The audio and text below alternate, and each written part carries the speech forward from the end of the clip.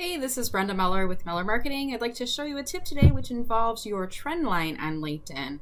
So what we're going to do to start off is to go to your profile. I want to show you what this trend line is and what it means, and then I'm going to show you how to make sure that you can see it on your profile.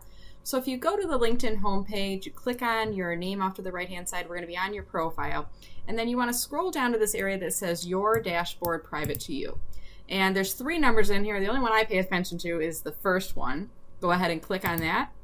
And it's going to take you to a trend line, and you should see it says who viewed your profile. And this will show you over the past 90 days how many times people have viewed your profile. I like to say look at this once a week and ignore the dips. You see here I had one around January 17th, but focus on those peaks. When you're starting to see spikes in activity on your LinkedIn timeline, that's going to help you to focus on the right activities that are driving people to view your profile. Now, let's say you may have set up your profile on LinkedIn where you're kind of locked down. Maybe you have it set to private so people can't see that you're looking at their profile. So if you had this setting in place, I'm going to go to my Me icon and show you where this is at. Go to the Me icon, click on Settings and Privacy, and then in this left panel, you're going to look for Visibility, okay?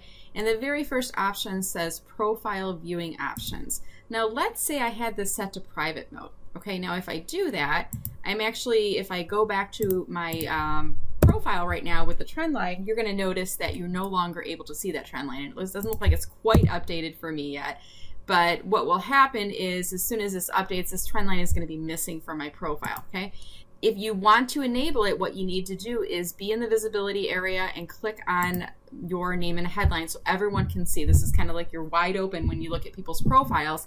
There's no save button here. It's a little bit kind of tricky. Just make sure that under visibility of your profile network, you have it set to the maximum visibility possible, which is your name and headline, okay?